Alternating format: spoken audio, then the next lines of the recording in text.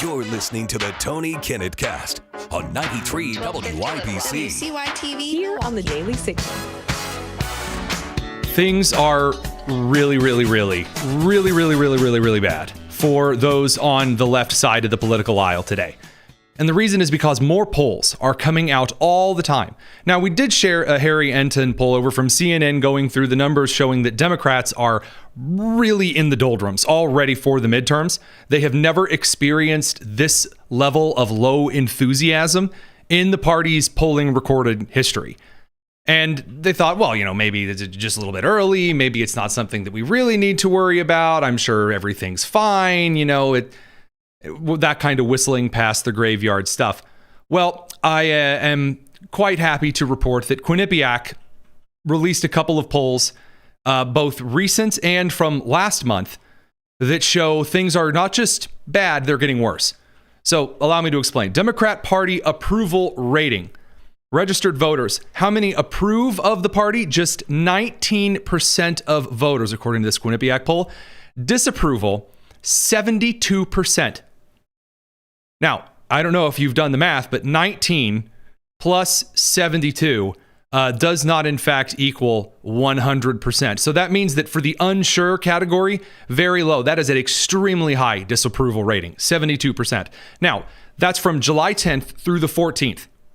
At just under 1,300 registered voters. Back in June, from June 5th to 9th, the approval rating was 21%. The disapproval was 70%. The Democrat Party is going down as fast as possible. Now, you know why? Because they suck at policy. The things they are pitching to Americans are awful. Republicans right now, very diverse party. There's a lot of arguing going on. I don't know if you've noticed. And many people are suggesting that's really bad. There shouldn't be a lot of arguing going on in the party, but I suggest otherwise. It's a very good thing that there's a lot of arguing about what different constituent groups around the country want and how best to get those to the people. Democrats have about 3 messaging policies at the moment. About 3 policies they're throwing out to voters. Number 1, give me money, money me, give me money, give me. Number 2, sex. All I can think about is sex with everything, with men, with women, with trees, with dogs, with polyamorous groups. No sex at all, but I'm still going to talk about it for some reason. That's number 2. And then number 3, boy, I sure do enjoy illegal immigration and the crime and the problems that come with it. Those are the 3 messaging platforms. It turns out that none of those things are really popular with the American people. They're not. It's really popular with illegal immigrants. It's really popular with the LGBTQ plus 2IA whatever crowd. And it's really popular with the Marxists. Everyone else, nope. So what do? Because they've learned this lesson. Actually, no, they haven't learned this lesson at all. What have they decided to do? They have decided to come up with a brand new strategy. Ben Jacobs over at Politico put this article up a day or so ago, and I had to read it twice.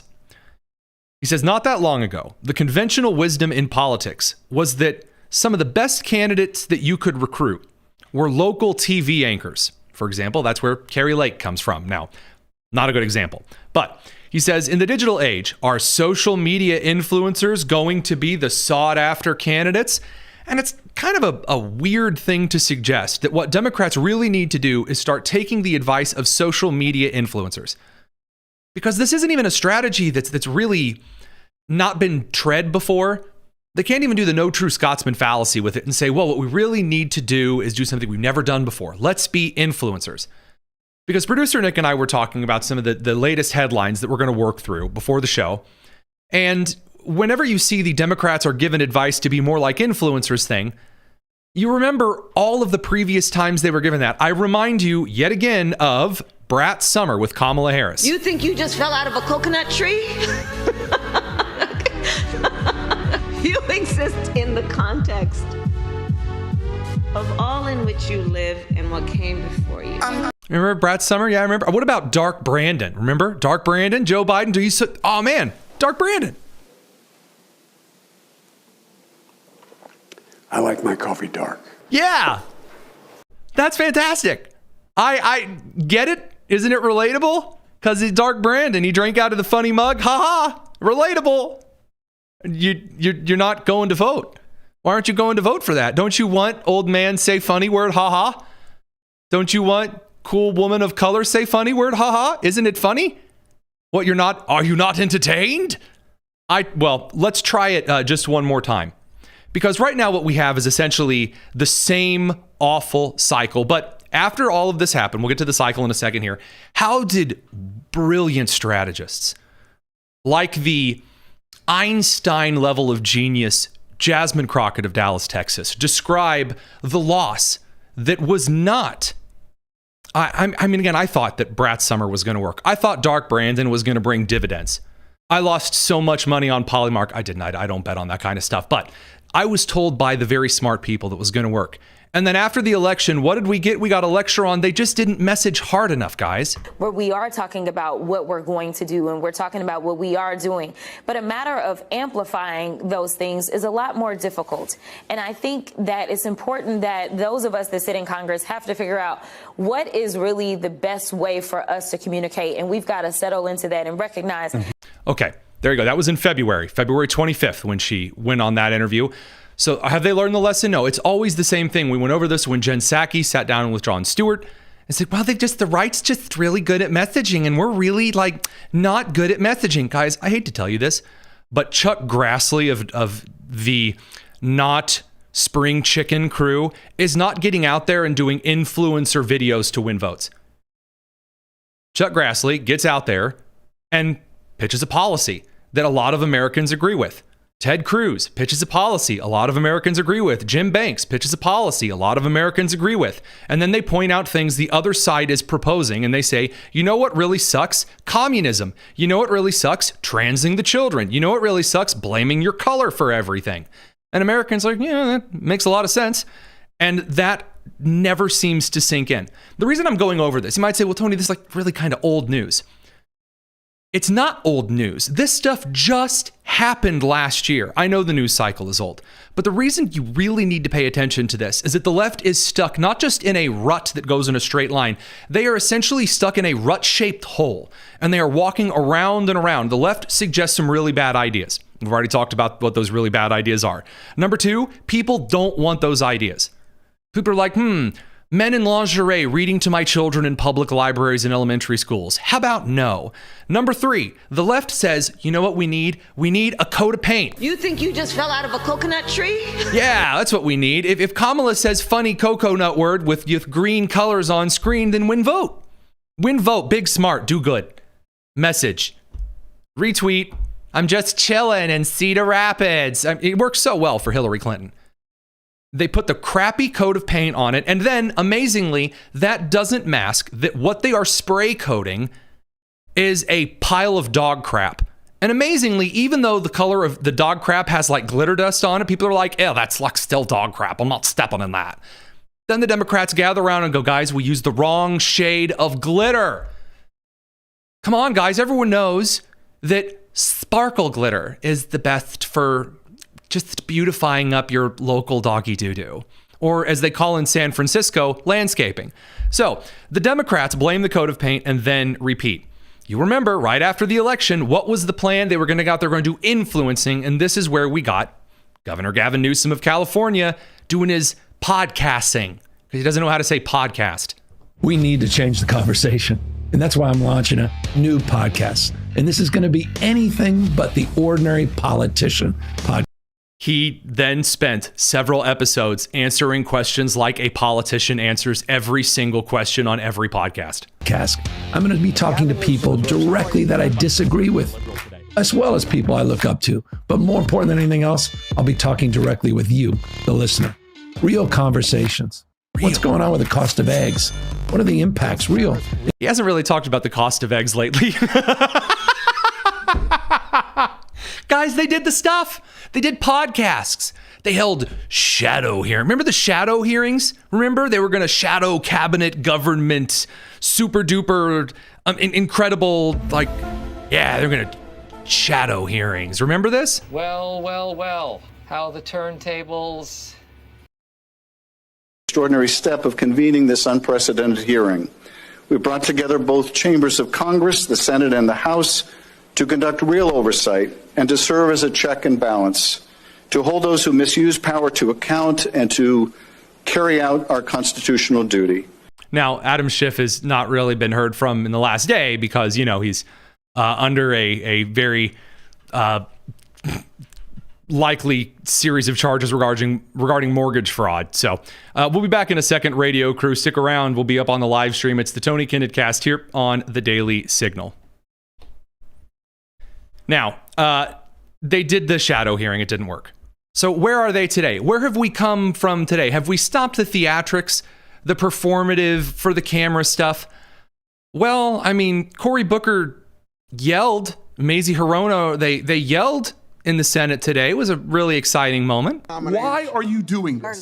This is outrageous. This is a kangaroo court. That's a kangaroo court. Remember going to Australalia, seeing some kangaroos? I do. We have here, this Mr. is Chairman. wrong. To violate your own rules without going by the mandates of the parliamentarian. Kyle, this is unbelievable. It's unbelievable. There's a way to do this. If you want to force this through, if you want to ram this through, there's a way to do it in accordance to the rules as spelled out by the parliamentarian.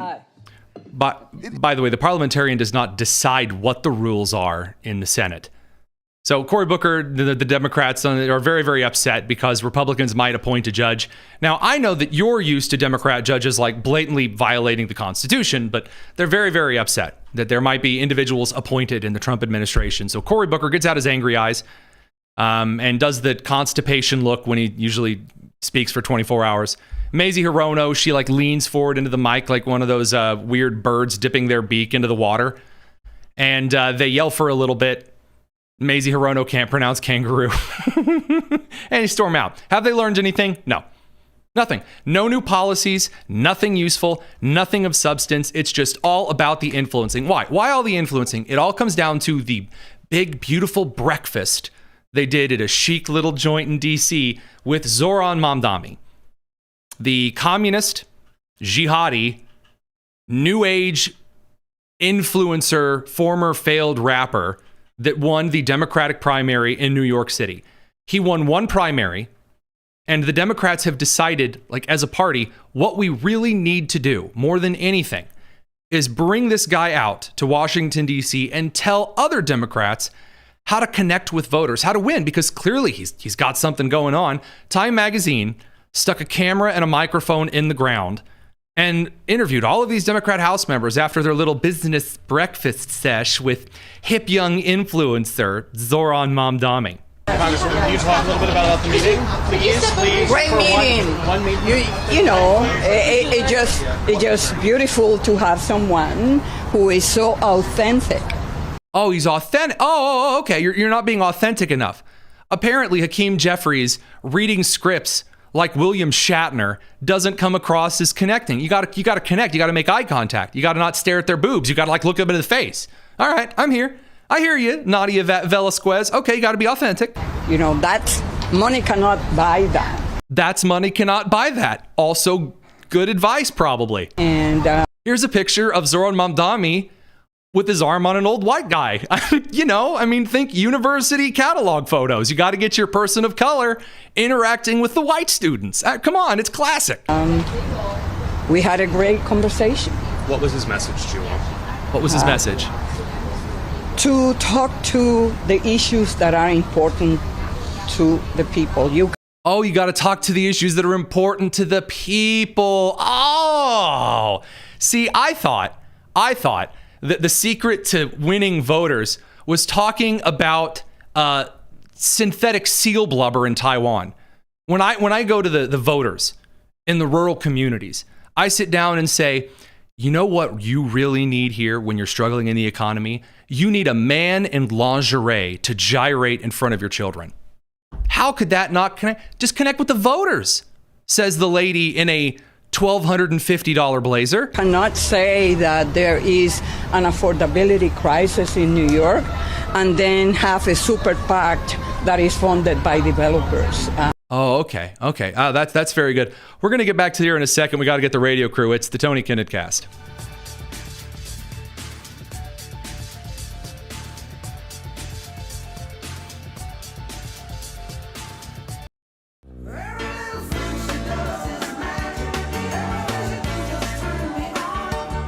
Tony Kinnett Cast on 93 WIBC. So Zoran Mamdani, he's the secret to success. They had a little breakfast. They sat down together and he told them the details, the hidden, beautiful parts of how to actually be a good politician and win. So we already had from Velasquez that you got to talk to people and be authentic, which is really great. I love that. How did the meeting go? Meeting went well. Jerry Nadler, meeting went well. All right. Do you think he won anyone over? Yes. Do you think he won anyone over? Yes. All right, good. Now here comes Pramila Jayapal from Washington. She's one of the hip young squad members that looks like the weird lady in your apartment building that's had 13 cigarettes for breakfast. Let's see what she has to say. Fantastic. Zoran Mamdani is an incredible talent. He's talented. All right. He is going to be a great mayor for New York City. I was proud to endorse him before the primary. And Oh, yes. When I think people whose endorsements matter for mayor of New York City, I think the Democrat representative from Washington State. Yes. Good. Keep going. And he is so smart, so authentic, cares so much about working people. He cares about working people. See, I've been throwing them to the lions, sticking them in like garbage cans. I didn't know you were supposed to care about the working people. I'm learning so much here, guys. It's really cool. I'm going to give him a chance. And has put together an incredible coalition. We're thrilled. Yeah. Yes, the incredible coalition of jihadi Islamic fans, LGBTQ plus 2IA, and rich little socialists from Colombia. Yeah, that's a coalition that'll win. He's bringing the party together at this point. Look, he's bringing anybody who can see the reality of the success of his candidacy and his campaign. He's bringing together anybody who can see the realities and the success of his campaign. So he's bringing together anyone who already agrees with him. Wow. That's deep. That's special. I'm excited. All right, enough of Pramila here for a second. Yes, I want to get over to Mark Takano from California because this is where the rubber meets the road here. It's because, again, people called him a communist.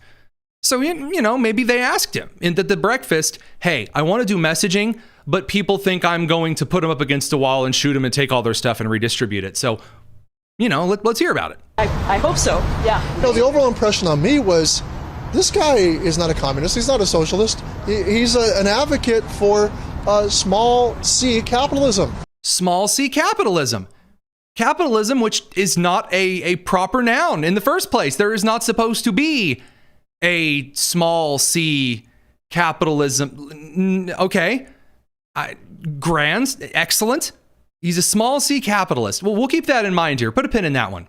And that, he really is fighting for the little business guy that's trying to eke out a living in New York. Unless you are a little business guy that runs a bodega or a grocery store, then screw you. You're going to pay for, state-run grocery stores out of your money that you use to, eat. All New Yorkers, get their jobs from small business. And I thought that was a tremendous message. I have a lot of small business people just like that, immigrant business people trying to make... Immigrant business people. Oh, yeah. See, they're special because they come from afar. It's like the beginning of Aladdin. The guy comes up to you and sells you wares from the Arabian rug. That's how you know you're getting a very good deal. A living in my own district. And I thought it was such an aspirational video. It was very inspiring.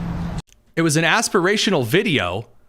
What are you talking? Okay, we're gonna set aside. They're new to the messaging, guys. So we looked at a little bit of the Zoran Mamdani extravapalooza. And I got to tell you, I certainly have never seen him say anything, overtly communist. I mean, he really loves capitalism. I mean, here's Zoran Mamdani praising little c capitalism. So when people say democratic socialist, right? And I'm curious what you think this means. I mean, do you like capitalism? No, I have many critiques of capitalism. Okay, well, I mean, that's just like one clip. It's not like he's ever said, that we got to seize the means of production or that he wants to, abolish private property or anything like that. My platform is that every single person should have housing. And I think faced with these two options, the system has hundreds of thousands of people unhoused, right? For what? And if if there was any system that could guarantee each person housing, whether you call it the abolition of private property or you call it, just a statewide housing guarantee, it is preferable to what is going on right now. Oh, that's just messaging. I mean, come on, what's a little messaging problem among friends? So let's go over to AOC. AOC, very big ally in the space, all right? She's going around with Bernie Sanders, who's around the country telling everyone about how great it is to be with these young hip influencers that are going on stage while I stand over here awkwardly staring at AOC's backside or whatever. AOC gets out in front of the people. She does these live streams because, she's hip with the times, doing a little influencing. And in her little bit of influencing, she does what all Democrat politicians do to connect with the people. She breaks out the booze, and she decides to tell us all the deep, intricate secrets of how to make a very exotic drink. That's right, AOC is going to break down the inner secrets of the margarita. And we need to be really blowing up our elected officials' offices. Blowing up our elected officials' offices. I didn't catch that, but my God. And demanding relief because they want to continue to get away with doing far too little. And in this moment, there's no such thing as doing too much. I mean, honestly, have you... How much tequila did you just put in that marg? Ever had a point in your life where the federal government did too much for you? Where they gave you too much? Never happened to me. I've had the federal government take too much from me. I don't know if they're giving things to me. I mean, I guess they have. The free dental thing for Native Americans is nice. I don't use that because, that's a garbage thing to ask Americans to pay for. That is one strong mark. I've never seen that in my life. I never had too many scholarships. We never had too many people. Aren't scholarships supposed to be given out because you're smart and qualified? That got relief. Puerto Rico never got too much aid. Puerto Rico never got too much aid? You grew up in the nicest neighborhood in New York City. What are you talking about? But anyways, I digress. I love that. By the way, while she's doing this entire thing, she's making a margarita that could knock over a small cow. I mean, it really brings to the mind the 2 shots of vodka. I mean, great. This has been done before. You know this thing. I get rent a couple of years ago. Elizabeth Warren. There we go. I'm glad for everybody who's joining this video. It's great to hear from you. Hold on a sec. I'm gonna get me a beer. Hold on a second. I am going to have this beer. One of the cervezas, huh? Ha ha ha. Okay. Every time. This, by the way, is not just limited to alcohol. They're trying all of the new special trends. These are people that are in Congress. They're supposed to be working. They're supposed to be proposing policies, but they are essentially yelling, doing alcohol advertisements. Although I'll give Elizabeth Warren a break here because she doesn't know any brands of beers. She just says a beer, which, is fine. A lot of, but I'm sorry. I do enjoy the alcohol. But no more than I enjoy Rosa DeLauro, the purple-haired wonder, who, in her latest means of hiring exclusively Generation Z staff, has started producing fashion videos. We're going to catch those on the live stream. Radio crew will see you soon. It's the Tony Kinnett Cast here on the Daily Signal. Rosa DeLauro she's from Connecticut, isn't she? Double check that for me. If that's true, between her and Chris Murphy, I so hate the state of Connecticut. It has bypassed California. It is just a mess. Connecticut's third. Oh, well, here is Rosa DeLauro with her new hip fashion trend. And I'm going to turn the music down because it sounds as though someone hooked a car muffler up to Nicki Minaj.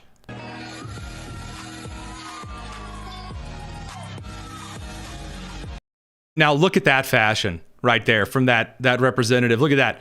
It looks as though someone ran over Mrs. Frizzle with a truck. That is some Joanne Fabrics with a deranged toddler kind of dress right there. She's walking it. She's very excited. I'm really enjoying the lab coat of Helen Keller vibe. This is really nice.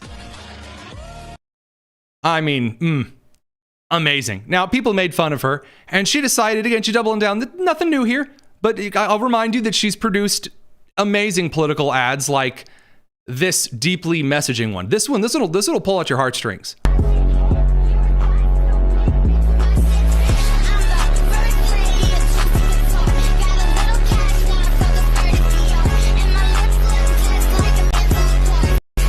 And isn't that just the truth?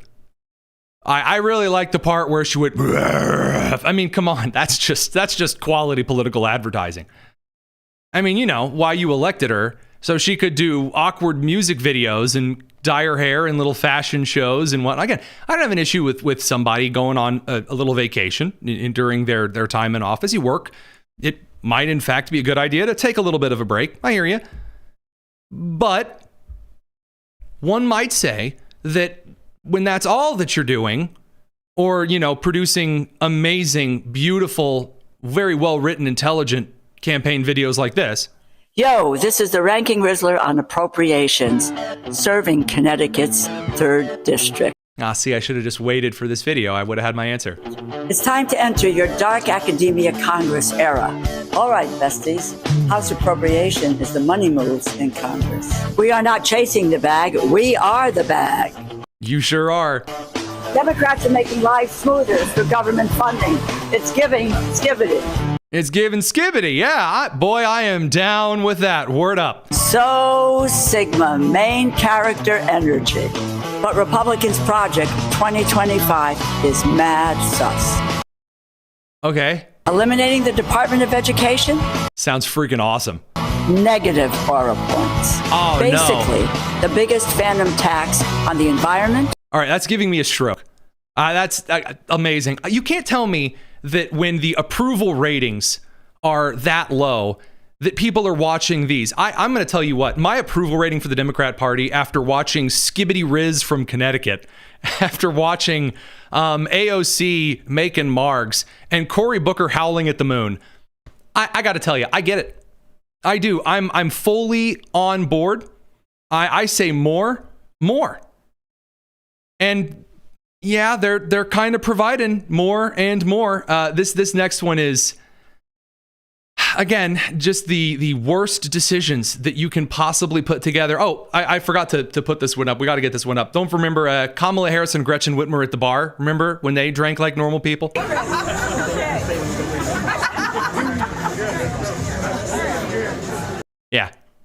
Yeah, that's great. Actually, we got to pick up the radio crew back from commercial here in a second, because the best influencering of all comes from former President Barack Obama and his infinite wisdom. We'll be back in a second. Don't go anywhere. It's the Tony Kinnett Cast.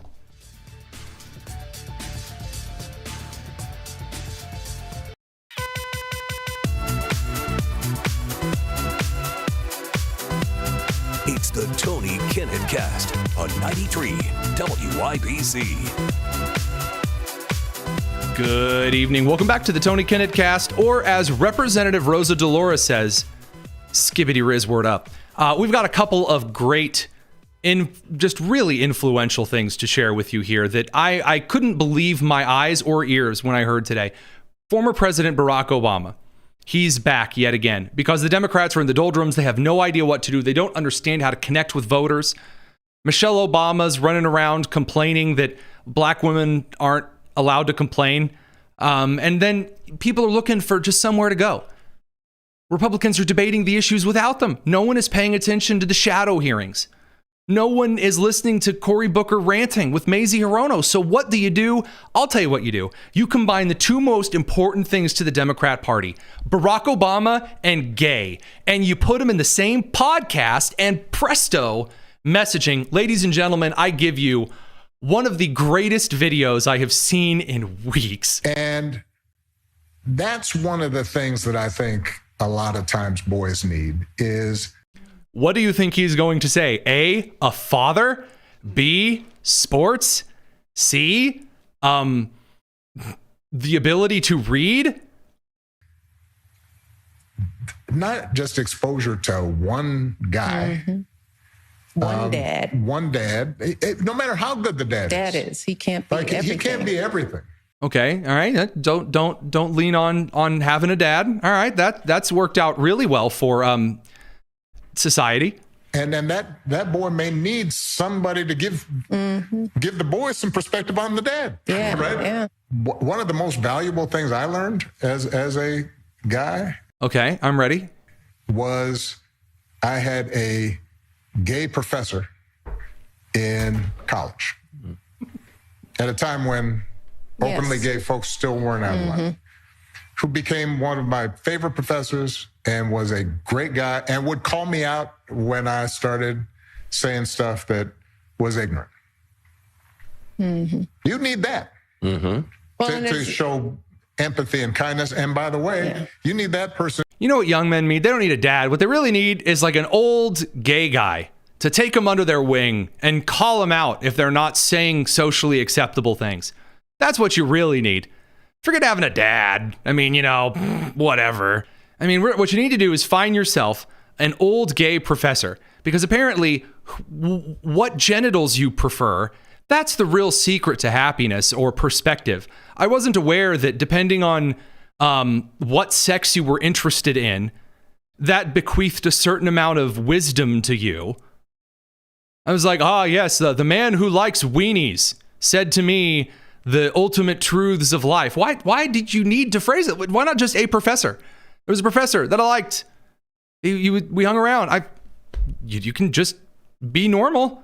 No, this gay professor liked talking about gay stuff with me all the time.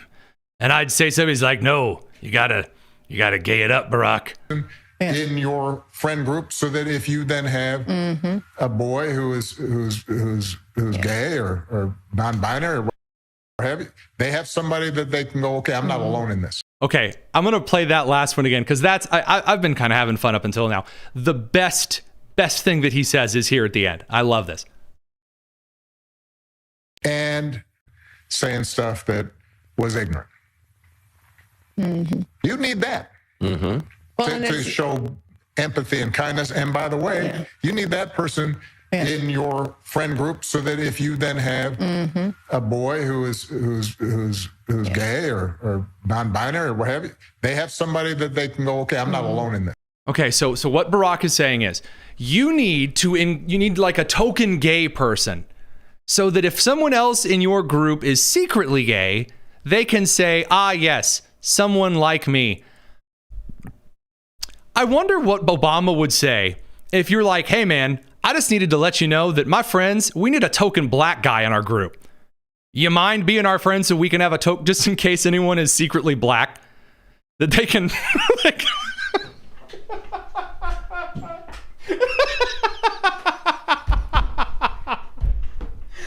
Oh man, I tell you what, between Michelle Obama, before the entire country telling people, well, black women, no one lets them complain.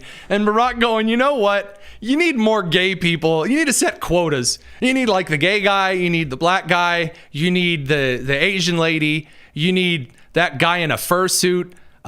You might as well try to get you like one of those weird dudes who's into like the stuff we're not allowed to talk about on air. And then also a man in a skirt. Get all of those guys together, because I'm sure you have like a lot of stuff in common, because everything is boiled down to color and sexual interest. So well done, Democrats. I gotta say, the influencer era has truly peaked. I do in fact feel blessed. Now, are the kids falling for this essentially? Well, yeah, a little bit. Now, we didn't get to play these particular clips in the bonus tonus side of the show recently, so I'll air them now. An individual who was just arrested, Zane Edward Arcand, I tell you, with a name like Zane, I'm not surprised, who describes himself as gender fluid, polyamorous, sometimes female. So sometimes he's allowed to be in your friend group or your gay professor. The other times, no, keep him away. Just good advice there. Well, he was just arrested for trying to burn down the Dickinson County, Michigan Republican Committee headquarters. You know, I mean, the two great Democrat hobbies, making margs and arson. I cannot believe it. Anyway, here he is, looking like a cartoon character sketched out by someone taking way too much Prozac. I have realized I am sexually fluid, gender fluid, ambiamorous, and also my social identity, besides my sexual orientation and gender identity and, all that other stuff it all fluctuates. So he doesn't even know. Did he say he's ambient gendered? So does is he like what? Ambifluid? Ambifluid? Ambient fluid? I'm not sure what he means. Since, the gender identity part, I have a few aspects that fluctuate in prominence, which some of them themselves are fluid. This is like if Hot Topic, the store, was a person. You know what I mean?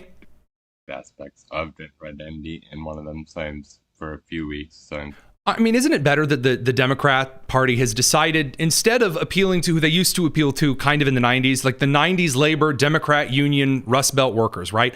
They had a populist economic system that didn't really work long term, but that was what they used to appeal to a lot of voters. And that's what they brought Clinton into office with. And then they threw all of that away to go for the gender confused. And then, of course, because, it's 2025, what's the most open lifestyle you can think of? Think of the most open religion on earth that treats people the kindness. I'm amazed. Did you think Islam? Because that's what it is. That thing off or go back to where you came from. I'm from Merkel, Texas, sir. So for those who are on the radio or the podcast, this is a young lady in a blue decorative burqa head wrap thing. And again, nothing particularly at all wrong, but the attitude that is going to come out of this is definitely the issue here. Population 2,000, and 1,998 of them are white. Where are white? Okay, are you not white? Does becoming Muslim make you not white anymore? I'm learning. What are your manners? Alhamdulillah, Islam found this white country bumpkin in the middle of Islamophobic, xenophobic Jahannam. Islam is for everybody, baby. Allahu Akbar. Well, not for the Jews or Christians. I'm exactly where I belong. Yes. I am thrilled that the social, wealthy Karen crew, the suburban elite, has found the weird, cringy kind of Islam. Subhanallah. My goodness, Habibi. What a time to be alive. And then the gender fluid arsonists. That's your coalition. I'm sure it's just the messaging, though. It's the messaging. And maybe if you make a few more TikToks, a few more cocktails, maybe, again, go to a fashion show for disingenuous Joanne Fabrics employees, I'm sure that's going to bring them all in. Normal Americans, parents, people who want different kinds of policy. No wonder. If you had to tell me, honestly, that Bernie Sanders is 35, he just looks that old because he spends time with the rest of these fools, I would believe you. We talk about this with Kurt Schlichter here in just a minute. We're going to send the radio crew over to commercial. We'll be back real soon here. It's the Tony Kinnett Cast here on the Daily Signal. The reality right now that people do need to come to terms with. And I mean this in all sincerity, because, we have fun talking about all of the chaos and the weirdness and the whatever. Right now in our nation's history, there are real problems that are going on. And you have an entire media complex that is trying to insinuate that one side of the government is this fascist force that is coming to kill you. And it's not true. It doesn't work. It is, in fact, not at all going to be functional long term. Let me show you what I mean. So Chris Hayes has decided to be one of the crew that is trying to insinuate that ICE is out here kidnapping American citizens and veterans. And this is, a huge major problem, and everything is just falling apart. And, this is why Trump is a Nazi. And instead, you need to side with the influencer crew. Hello, Los Angeles. And we need. Oh, no, I don't have that particular clip loaded up. Let me grab it here for you. Because it really. Chris Hayes took a young individual who had been arrested or detained by federal officials. And the guy came on the show and starts crying about his arrest. Here it is. Will you first tell me just what it was like the moment when you realized what was happening at this farm? You work for a third-party contractor, you're a security guard at this farm, And just describe, like, did you realize when all these folks roll up that was ICE?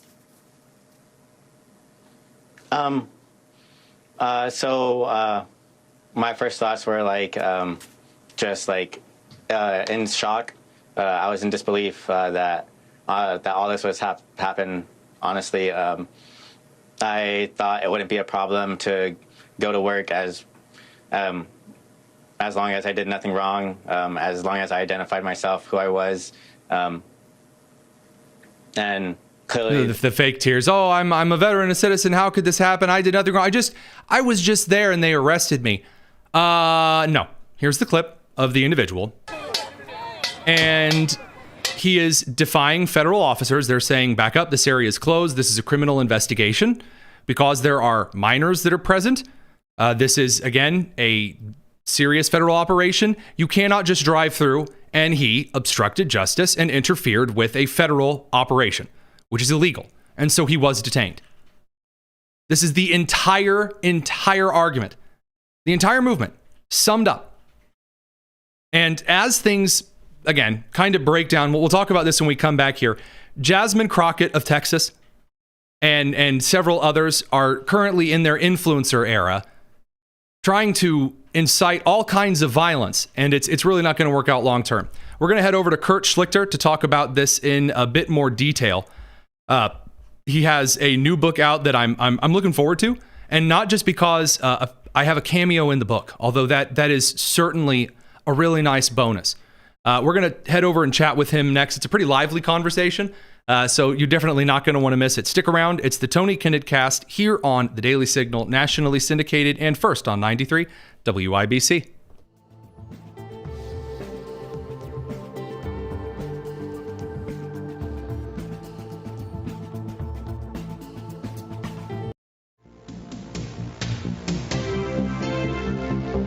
It's the Tony Kinnett Cast on 93 WIBC. Have you purchased the newest Kurt Schlichter book yet? Go. Do it right now. Pause the show. It'll be here when you get back. I promise. We've got the link in the description. American Apocalypse, new excellent book from Kurt Schlichter. It's a great novel. I read it. I read it before all of you nerds read it. So I actually know what's in it. Now you need to know what's in it. So we brought on Kurt because that's what you do when you release a book. You go and you talk about things that are not your book in interviews or whatever. Kurt, how's it going? Hey, I'm pimping this book. I'm putting it out on the street and yelling, "Where's my money? Where's my money?" I'm the Huggy Bear. I like it. You know, if Jasmine Crockett could read, she might buy one. Because I'm black. Okay, maybe not. But there's hope. There is hope out there. Not for Cory Booker, though. Did you see him screaming in the judiciary this morning? Why are you doing this? This is outrageous. This is a kangaroo court. That's all we have here, This Mr. is Chairman. wrong. To violate your own rules without going by the mandates of the parliamentarian. This is unbelievable. There's a way to do this. If you want to force this through, if you want to ram this through, there's a way to do it in accordance to the rules as spelled out by the parliamentarian. It is simple. It is clear. There's a pathway to achieve what you're trying to achieve. Watch this.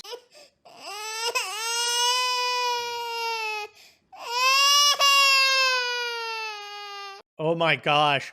Reveal your secrets, Emile Bove. Well, Corey, maybe you're not the right guy to be talking about secrets. I'm just saying. I'll ask producer Nick to zoom in here. Corey starts yelling, and Maisie Hirono, who struggles with basic activities, she saw that she wasn't getting all the attention. So she's like getting up from the judiciary, and she like sits down and pulls the mic. She's like, Mr. Chairman, I'm also here, and I'm unhappy, and also I peed a little bit in my pants this morning. Goodbye. God. Outrageous. This is a kangaroo court. That's all we have here, Mr. Mr. Chairman. Pay attention to me! Like, what is going on? I mean, look, Maisie Hirono is. I think she's clinically a clinical moron, which used to be a designation of a band of the IQ range. I mean, she is so transcendently dumb, and Cory Booker. I mean, Corey, I've got a secret Booker. I just I don't even know. I mean, the narcissism of Spartacus it's so.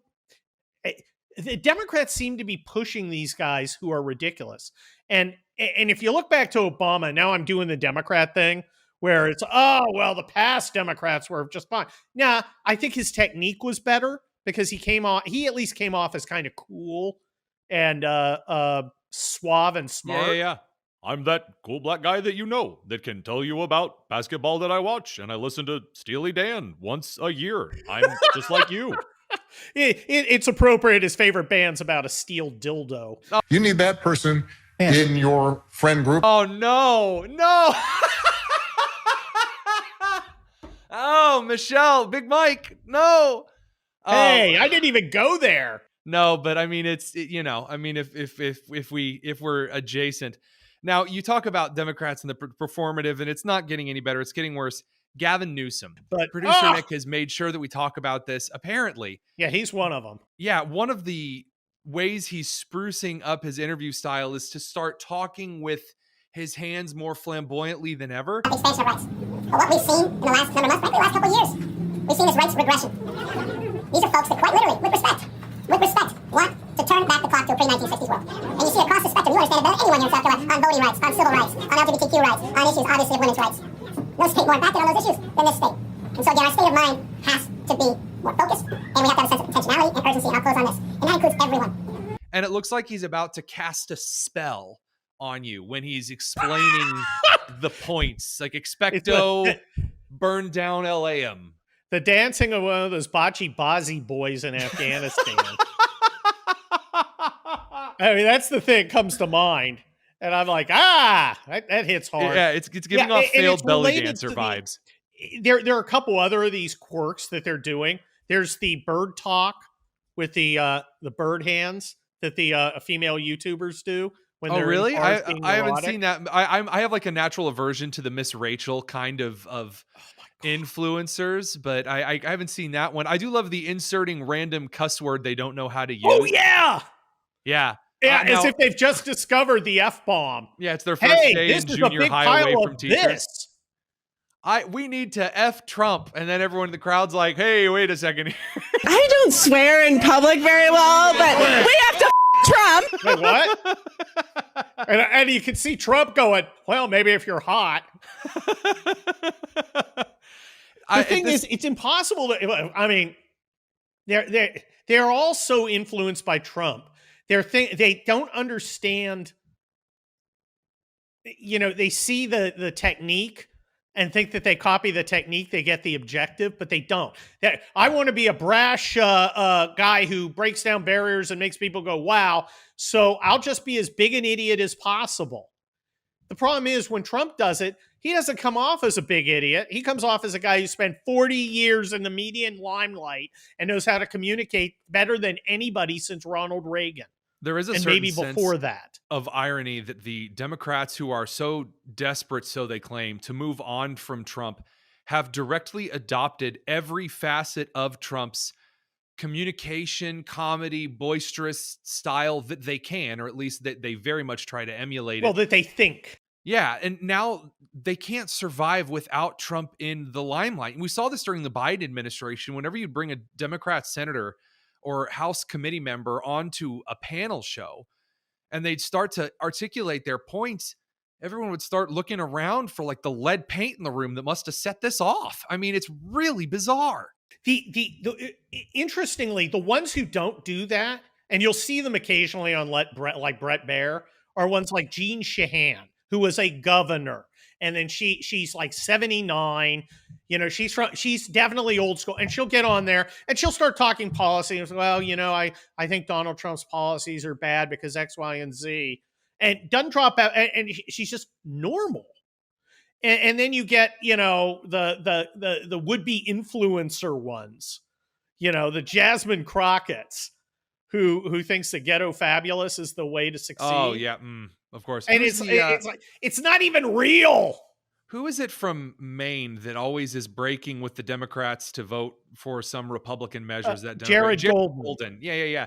You'll see him get on television and he, whenever someone breaks out the crazy right next to him, he always looks a little constipated Because how can you not, when you have people in your part, whenever I'm on a network thing and they play a Marjorie Taylor Greene clip where she's breaking out the latest conspiracy of space lasers, and then I have to talk about it right afterward, there's just look of pained stress on your face. And I feel like the last couple of moderate Democrats, all 4 of them that are left, I don't know how they're going to go to the DNC over the next couple of years if Ken Martin can actually hold that party together and act normal. Oh my goodness, that poor cuck. I've never seen a man so emasculated. Oh my word. I haven't calls. I haven't seen someone more cucked than the last Bulwark staffer who got married and immediately hired Raul the pool boy. They really ought to name those armchairs in hotel rooms after Ken Martin. That's how bad this is. Oh my God. Well, really did you see what Jamie Harrison, his super successful predecessor, is doing? He's now got a man podcast. He's going to be the new Joe Rogan. Oh, yes. The latest Democrat manliness attempt. Oh, do tell. Welcome to At Our Table with Jamie Harrison.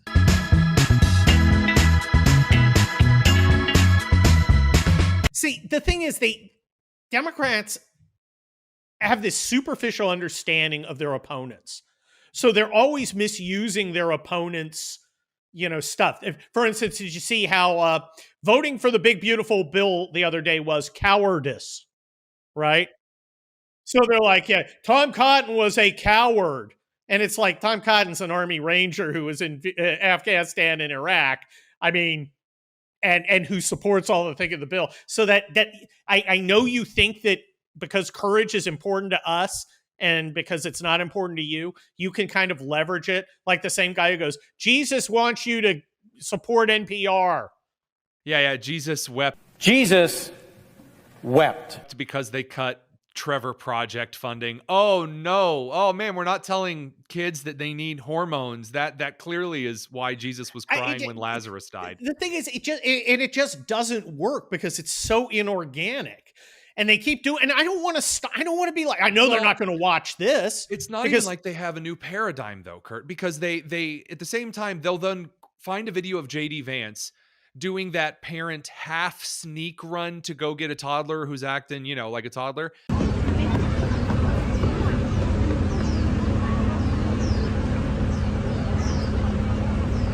And they're like, see, this is evidence that he's not manly. It's like, so you do know what you think a man should be, but you're trying to convince us all that you don't. It doesn't even work. It's inorganic to the fifth power.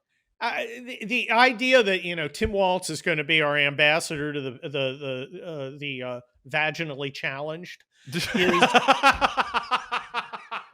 I mean, it's.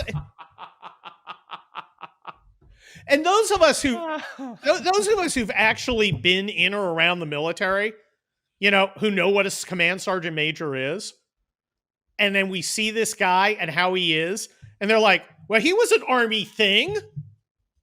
And yes, Mr. Weapons of War in Italy. They have such a superficial understanding of us that they can't effectively leverage. And it, as you well know, it is vital to understand your enemy, not in terms that make you look good and feel good, which is what they do. They understand us to the extent that their narcissism is rewarded because they determine that they're better than us.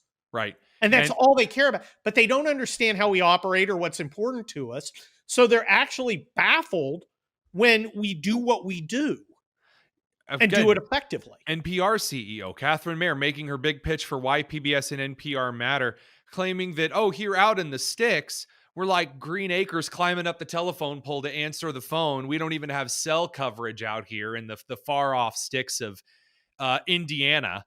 Oh, God forbid. So, we're so glad that you're here to bring civilization to us. If you could just exchange us some cheap whiskey for some beaver pelts, we'll be okay. Yeah, and then it's off to the hootenanny. I'm playing banjo, and Tobias here's on lead drug. Hey, Tobias is a great jug and drum player, so you better watch his it. Jug solo on Freebird. It's amazing. This is the sound you make to play the jug my way.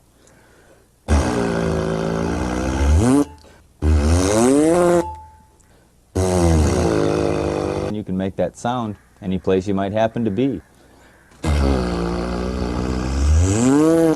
The European mind could never comprehend. And that's it. That's actually it, because it's really the globalist mind. Why would you need a giant truck? Now, I've never owned a truck in my life. I don't want a truck. I don't like trucks. I like BMWs because I'm an LA lawyer. But I understand, Pete, because I've been in America and I was in the Army.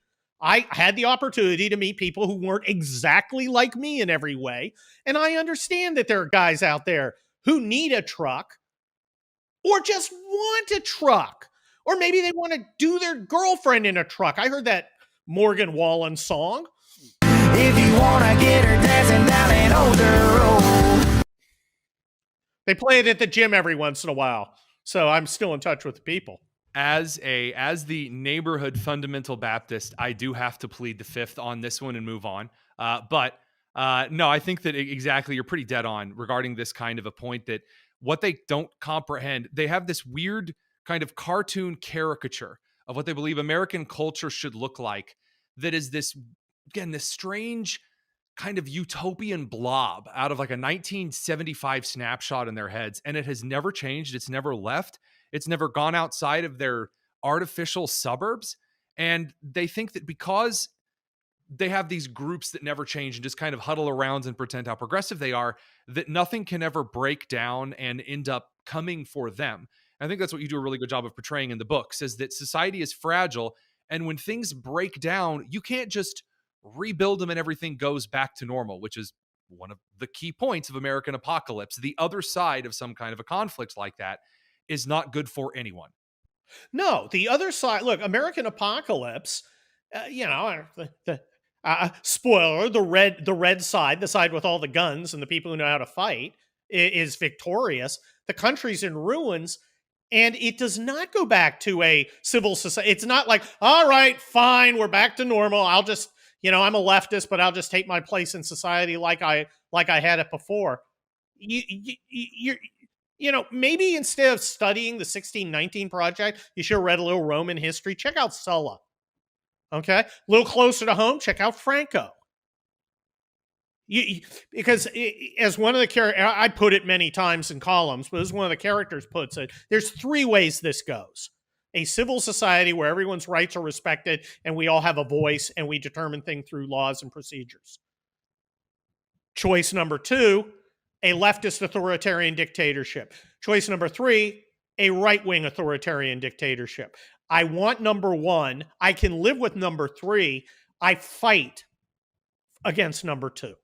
And again, the distance between those things is not so much a difficult... People don't realize how fragile the barrier is between those things. Don't. The fragile society. Again, if you look at other countries, especially, people talk about the third world all the time. Let's talk about the second world. The second world, the former Soviet bloc countries, as you know very well from your time in Europe, what you saw, and how fragile civil society is before it desists into genocidal, insane chaos where no one knows what's going on, and it is fervent, violent, raping, looting, arson. And then after that, you don't just put it all back together and masking tape it together into what it was. It doesn't work like that. No, it doesn't. There is a picture of me, and I've used it to illustrate town hall columns where I've been warning against people going down this path. And I went to a village by the Sava River, and it was completely destroyed. I mean, it was all rubble. I mean, this is a big village, and it was torn down. And I said, holy cow, it looks weird because I don't see any flash burns from artillery. And my guide, who was from there, he goes, Kurt, they did this with hand tools. They did this with picks and shovels and sledgehammers. They destroyed a town. It looked like Dresden without the flame bar. They did it by hand. That's the level of hatred. And it can generate just like that. And it feeds upon itself too. Once it gets started, it does not easily stop. No, and you see in American Apocalypse, it starts out almost gentlemanly and degenerates into absolute cruelty on both sides. I don't try and pretend that the red side is going to be necessarily wonderful, nice people, because they're going to play for keeps. You start off, I talk about, the remnants of the army, but also paramilitary forces. That is proverbial 60-year-old guys like me who can still carry a rifle. And early on, it's you and your buddies.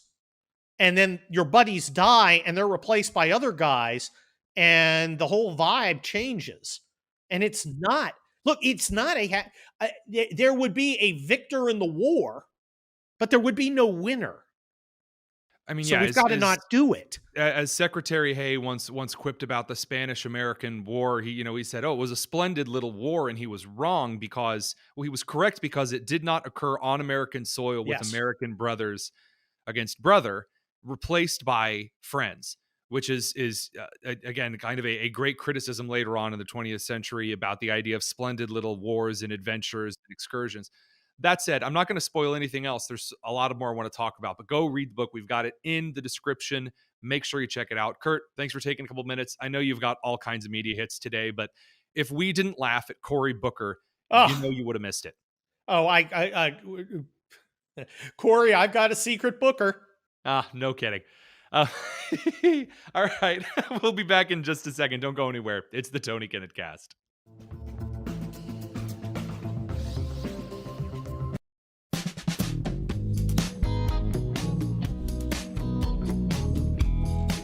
It's the Tony Kinnett Cast on 93 WIPC. Oh, what a joy. Though the normal airtime is over, I get to share a breaking piece of news with each and every one of you. CBS is canceling The Late Show with Stephen Colbert after the upcoming season, citing, are you ready for this? Citing financial decisions. Financial decisions. Let me express that for you a little more clearly here. According to the Associated Press, "I'm not being replaced," Stephen Colbert says. "This is all just going away. It's purely a financial decision against a challenging backdrop in late night. It's not related in any way to the show's performance, content, or other matters happening at Paramount." Yes, I happen to know very clearly, and this is something that all people in entertainment knows. If your show is making money, means, people are tuning in, people are spending their money on advertising for your show, you don't usually cancel those shows. Usually you cancel the shows that advertisers are not willing to advertise on and that people aren't tuning into. But I mean, how could Stephen Colbert have gone so wrong? After all, we all remember his brilliant predictions and analyses over the years. So in tribute here, I just wanted to take a little bit of a moment and thank the greatness of the Stephen Colbert Late Show experience, starting with one of the classics of all time. And so, right now, Mr. Trump, to answer your call for political honesty, I just want to say, you're not going to be president, all right? It's been fun. It's been great. I love you. But come on, buddy. Trump then later went on to be president of the United States twice. So in honor of good old Stephen Colbert and The Late Show coming to an end here, we've got just a little something special to remember such a legacy that brought us some of the greatest mediocre late night crap that was just like all the other mediocre late night crap. It's the end of an era because this is our last show of the Biden administration. Yeah, it's been a good run. Yeah. It's been a good run, Joe. Thank you for all your efforts. The next time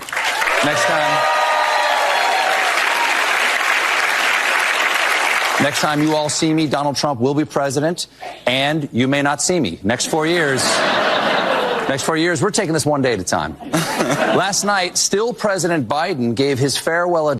I like that. You may not see me. Yeah, because your show's getting canceled. Survey says I love it so much. And of course, Colbert's had a lot of real stinkers over the years. I bring you one of my favorites. The vaccine.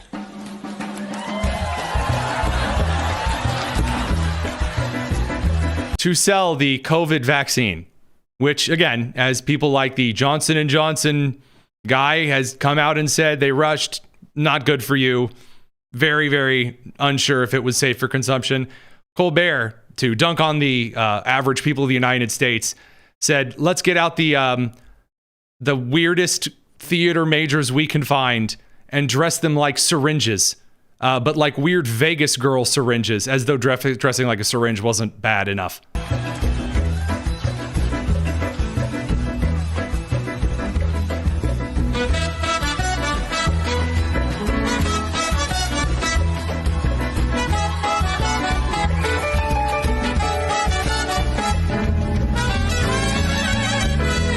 I'm sorry, I'm going to be that picky guy. You're not supposed to play the harmony on Tequila in the first verse. You're not supposed to. It's supposed to be unified. Sorry, just a little jazz musician thing there that just kind of bothers me when there are jazz ensembles, which are what those little big bands are for late night shows, are supposed to be like classic jazz ensembles after they got rid of the big band environment. Yeah, follow the music, show off. Anywho, I can't believe no one wanted to sit there and watch that for ages and ages and ages. You're telling me that Stephen Colbert's Late Show, this isn't quality entertainment to you? Skibbity Biden. Skibbity Biden. Skibbity Biden. Skibbity Biden. Joe. Skibbity Biden. Hitler's language. Trump is using Hitler's language. Trump is using Hitler's language. Skibbity. You're telling me that didn't perform well with the demo? I truly am surprised. So again, just one more time here. Stephen Colbert, you did so much in your life. And I don't have to watch it anymore because you're going to be canceled. So with that said, we're going to save some of the rest of the content we have tonight for the later show tomorrow evening at 7 p.m. Thank you very much for tuning in. Have an excellent weekend. Have an excellent evening, unless you are Stephen Colbert. I didn't mean to say have a wonderful weekend.